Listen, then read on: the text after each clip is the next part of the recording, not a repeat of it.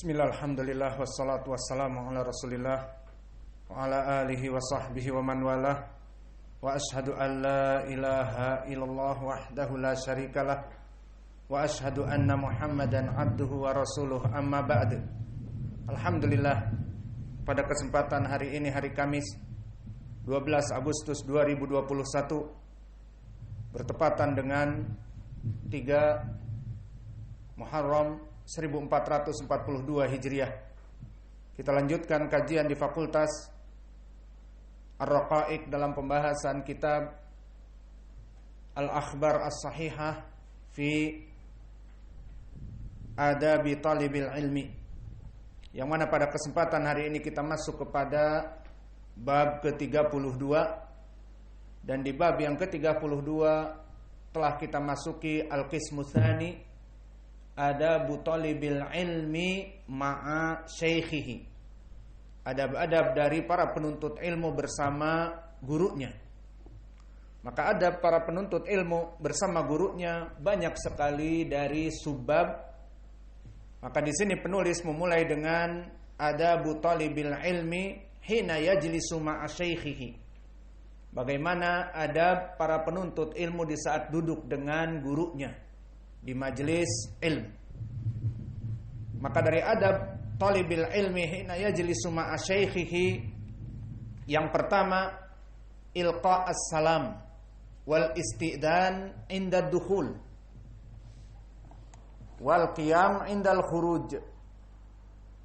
Maka dari adab para penuntut ilmu di saat dia itu duduk dengan gurunya, maka mempunyai adab-adab tersendiri. Pertama, di saat dia akan masuk kepada majelis yang sudah di situ ada gurunya, maka dia memberikan salam kepada majelis ilmu yang ada. Jika dia masuk dalam keadaan terlambat ataupun gurunya sudah ada meskipun belum mulai, maka dia masuk, memberikan salam dan meminta izin untuk masuk kepada majelis. Maka ini adalah adab yang pertama seorang murid kepada gurunya, yang mana pendalilannya telah datang pada keumuman hadis diriwayatkan oleh Imam Muslim. Berkata Rasulullah sallallahu alaihi wa ala alihi wasallam, la tadkhulunal jannah hatta tu'minu wa la tu'minu hatta tahabbu. Awala adulukum ala syai'in idza fa'altumuhu tahabbabtum afsus salam bainakum. Fafil kahraba afsus salam bainakum. Maka di dalam hadis Abi Hurairah berkata Rasulullah sallallahu alaihi wa ala alihi wasallam, tidaklah masuk surga seseorang sampai mereka itu beriman, dan tidaklah seseorang beriman sampai dia itu saling mencintai di antara mereka. Maka tidaklah aku tunjukkan kepada kalian sesuatu, jika kalian melaksanakannya akan saling mencintai di antara kalian. Afsus salam bainakum, dia adalah menyebarkan salam di antara kalian. Maka di sini pendalilan dari adab seorang murid kepada gurunya, yang mana jika dia akan masuk kepada majelis dan didapati gurunya telah duduk, maka dia memberikan salam. Dengan keumuman adillah tadi, bahwa memberikan salam adalah dalil dari penyebab mahabbah. Tidak akan masuk seseorang kepada surga sampai dia beriman. Dan tidaklah di antara kalian beriman sampai kalian saling mencintai. Dan tidaklah kalian aku berikan pengetahuan apa penyebab di antara kalian saling mencintai afsus salam bainakum, di mana kalian menyebarkan salam sesama kalian. Maka ucapan salam barakallahu fikum, jika difahami apa makna dari salam, assalamualaikum, ini adalah doa keselamatan atas kamu dari Allah. Apalagi ditambah warahmatullah, dan rahmat Allah kepada kalian, wabarakatuh, ditambah juga dan juga barakah dari Allah kepada kalian. Maka seseorang yang mengetahui hakikat tentang salam akan saling mencintai saudaranya dengan memberikan salam. Karena salam ini ada hakikatnya adalah suatu perkara yang besar, di mana seorang muslim memberikan salam kepada saudaranya dari keikhlasan di dalam hatinya, menandakan kecintaan yang kalau diartikan keselamatan bagi kamu dan rahmat Allah melimpah atas kamu dan semoga kamu diberkahi oleh Allah. Ucapan yang agung. Namun banyak dari orang-orang ajam seperti kita, orang Indonesia dan yang lainnya, kebanyakan mereka mungkin tidak memahami apa makna dari salam yang terkandung padanya. Sehingga pemberian salam hanya sekedar adat. Pemberian salam hanya sekedar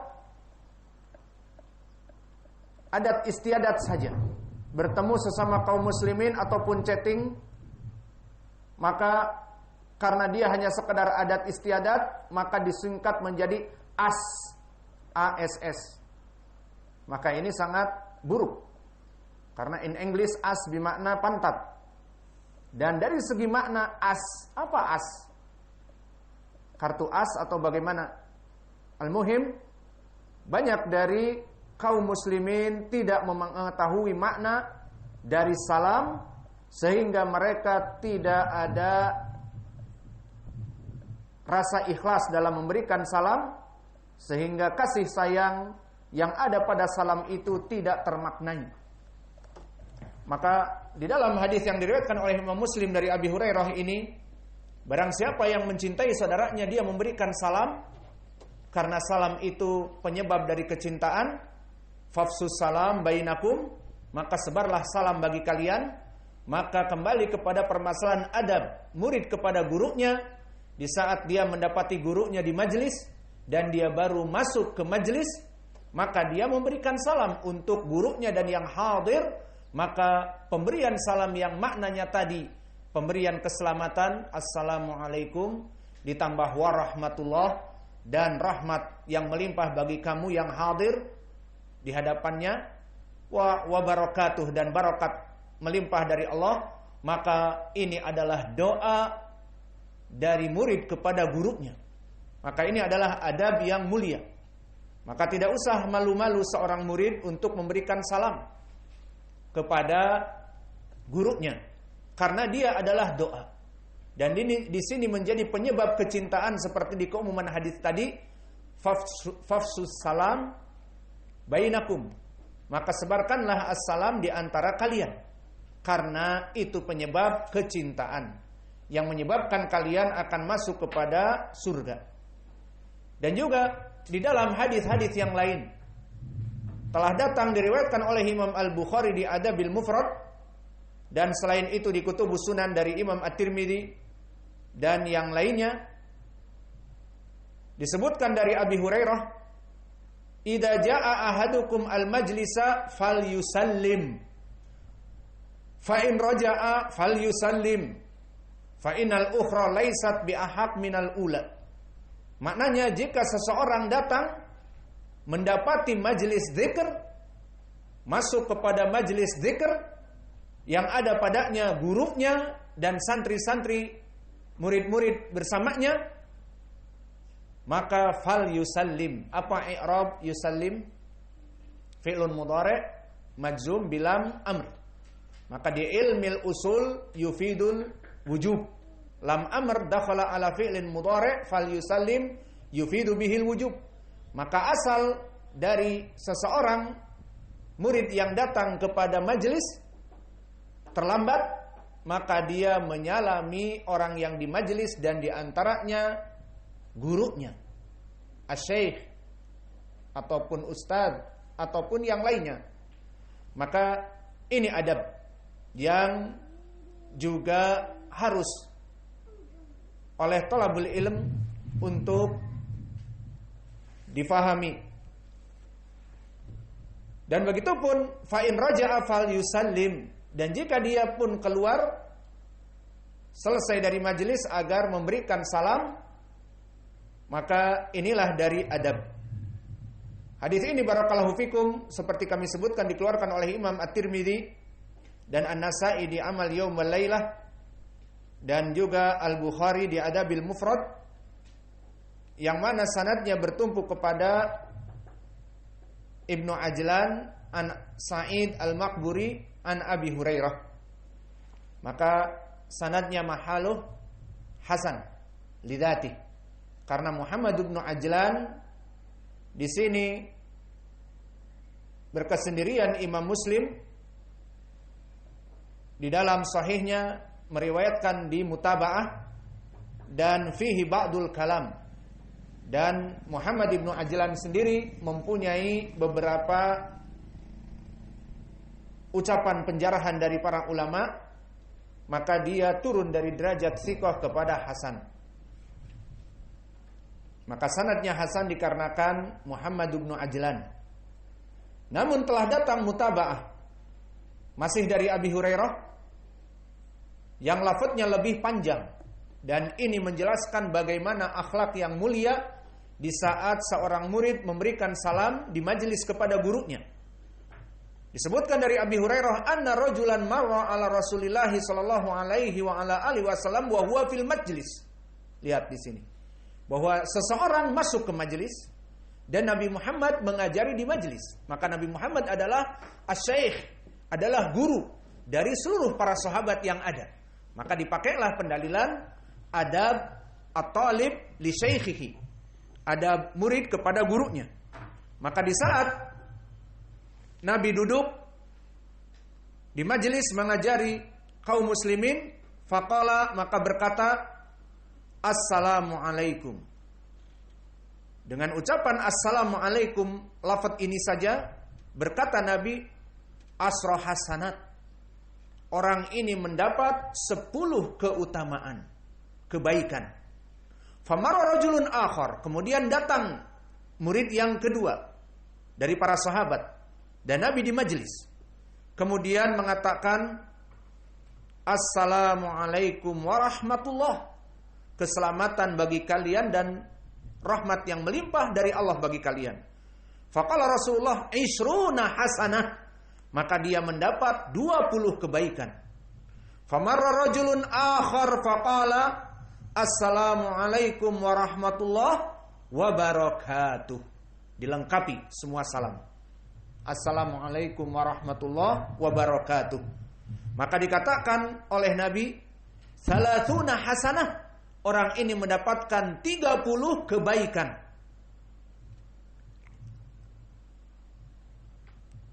Faqama rajulun minal majlis walam yusallim. Selesai ketiganya ini duduk, kemudian dari mereka ada yang pergi meninggalkan majlis. Wallahu a'lam, ada kebutuhan, hajat dan sebagainya. Walam yusallim, dan dia keluar begitu saja tanpa memberikan salam. Maka Nabi Muhammad sallallahu alaihi wa ala alihi wasallam mengatakan, ma ausyaka manasiya sahibukum idza jaa ahadukum al majlis falyusallim fa in badalahu an yajlisa falyajlis wa idza qama falyusallim mal aula bi ahaq minal akhirah. Yang maknanya jika seseorang mendapati majlis dan masuk kepadanya agar memberikan salam. Dan tadi salamnya ada 3 jenis, dan semakin lengkap salamnya semakin lengkap keutamaan dan pahala yang besar baginya. Namun di sini poin pendalilan juga, wa idza qama falyusallim. Maka begitupun jika majelis belum selesai, kemudian qadarullah seperti biasa ada hajat, maka dia keluar untuk memberikan salam juga. Keluar dari majelis memberikan salam. Hadis ini diriwayatkan oleh Imam Al-Bukhari di Adabil Mufrad, yang mana sanadnya dari Abdul Aziz ibn Abdullah, haddatsani Muhammad ibn Ja'far ibn Abil Kathir an Ya'qub ibn Zaid At-Taimi dari Sa'id Al-Maqburi dari Abi Hurairah. Maka sanadnya hampir sama dengan yang pertama dari Sa'id Al-Maqburi dari Abi Hurairah, namun di sanad yang pertama yang ringkas, idza jaa ahadukum al-majlis falyusallim fa in raja'a falyusallim. Di riwayatnya tadi ada siapa? Muhammad ibnu Ajlan Saduq Hasanul Hadis. Waalaikumsalam warahmatullahi tatbik, ha? Maka begitupun di dalam hadis yang kedua. Di sini mutabaahnya Ya'qub ibnu Zaid At-Taimi mengganti Muhammad ibnu Ajlan, dikeluarkan Al-Bukhari di Al-Adab Al-Mufrad. Maka Ya'qub di sini pun rawi yang thiqah, maka hadis ini hadis yang sahih. Dan telah disahihkan oleh Syekh kami Al-Allamah Al-Muhaddits Muqbil Al-Wadi'i fil Jami'us Sahih, dan mengatakan hada haditsun sahih. Hadis ini hadis yang sahih. Maka ini dari adab seorang penuntut ilmu dengan syekhnya. Apa adabnya di sini? Pertama, memberikan salam kepada syekhnya. Maka kalian jika terlambat ataupun belum dimulai pelajaran namun syekh sudah datang, atau guru sudah datang, atau ustadz telah datang, maka dia baru masuk, maka berikanlah salam. Assalamualaikum, lebih baik dilengkapi. Warahmatullahi wabarakatuh, seperti di hadis tadi disebutkan salatuna hasanah, mendapatkan 30 kebaikan. Dan begitu pun dari adab seorang penuntut ilmu di depan gurunya, maka ini diamalkan, adalah adab dalam duduk. Disebutkan di dalam hadis yang masyhur yang telah kalian lewati di berbagai hadis, baik di Arba'in An-Nawawi, baik di Al-Usul Ats-Tsalatsah, baik di pelajaran kita kitab-kitab yang lain, tentang adab penuntut ilmu dari hadis Jibril.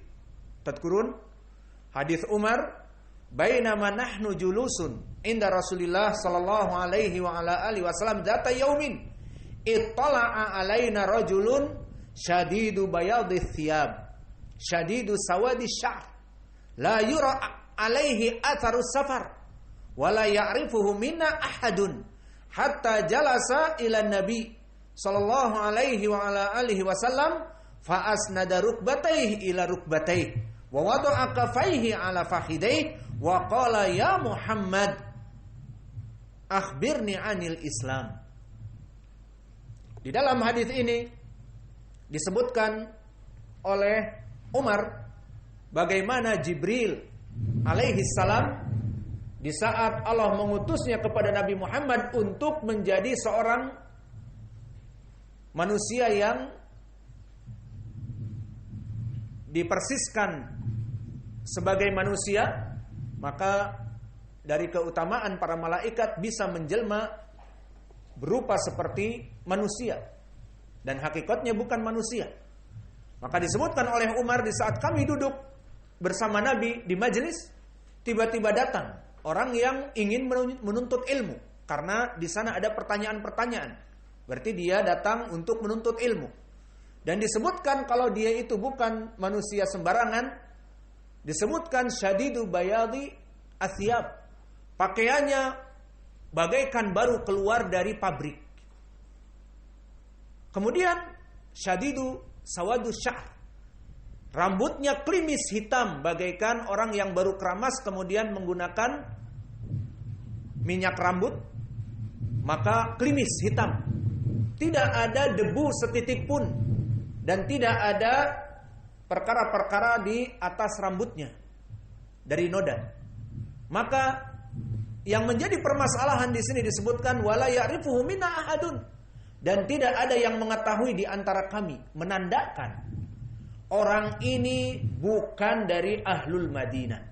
Lalu mana yang menjadi poin kalau dia itu bukan manusia sembarangan? Di zaman dulu, di zaman Nabi, di Madinah terutama. Madinah adalah desert, adalah padang pasir. Dan kami di saat umroh di tahun-tahun kemarin waktu kami di Yaman, maka Madinah sudah penuh rumah. Tetap di saat kita pulang sholat duhur, pulang sholat asar, karena alhamdulillah mempunyai keluarga di sana, kita sholawat 5 waktu berjalan. Maka kadang-kadang debu di siang hari menerpa wajah-wajah kami. Dan debu jalanan, meskipun sudah banyak rumah karena asalnya memang dia itu adalah padang pasir, banyak berupa pasir.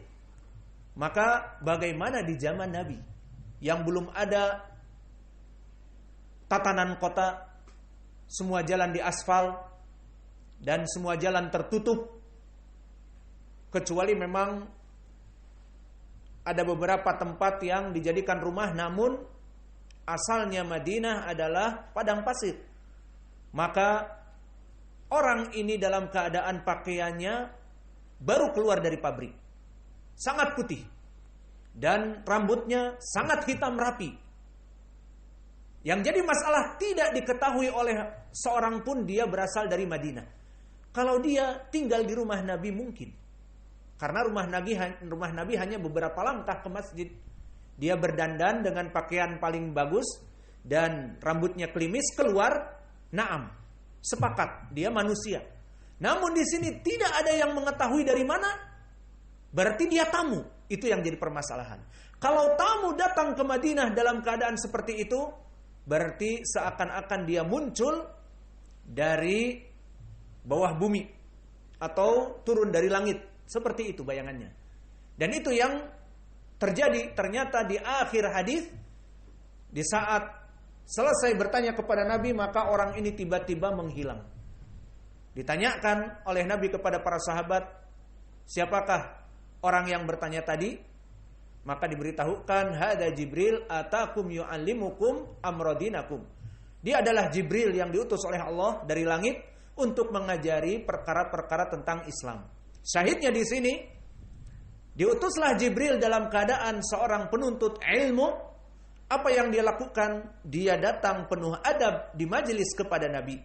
Maka dari adab yang pertama bisa diambil apa? Dari hadis ini, silakan kita ambil faidah. Semua orang memberikan faidah apa? Aywa kif, duduknya di masjid. Fa'asnada rukbataihi fawada'a kafaihi ila yadihi. Maka jika dia duduk sama-sama dengan pengajar, maka duduk dekat. Seperti dulu Jibril datang kepada Nabi sampai saking dekatnya dia berbicara kepada Nabi di saat bertanya apa itu Islam dan sebagainya, karena Nabi sama-sama duduk di bawah, merapatkan lututnya kepada Nabi dan saling adab dan sopannya, mengatakan kepada Nabi dalam keadaan dekat, tidak jauh, berteriak-teriak, dan menyimpan tangannya di paha Nabi, di lutut Nabi. Wahai Rasulullah, apa makna Islam? Wahai Rasulullah, apa makna iman? Kemudian dijawab, wahai Rasulullah, apa makna ihsan? Dijawab. Maka di sini dari adab seorang penuntut ilmu, duduk dengan gurunya, menghadap kepada gurunya, dan juga jika bertanya dengan dekat dan lirih, kecuali memang jika jauh maka berteriak, yang jelas penuh adab kepada gurunya.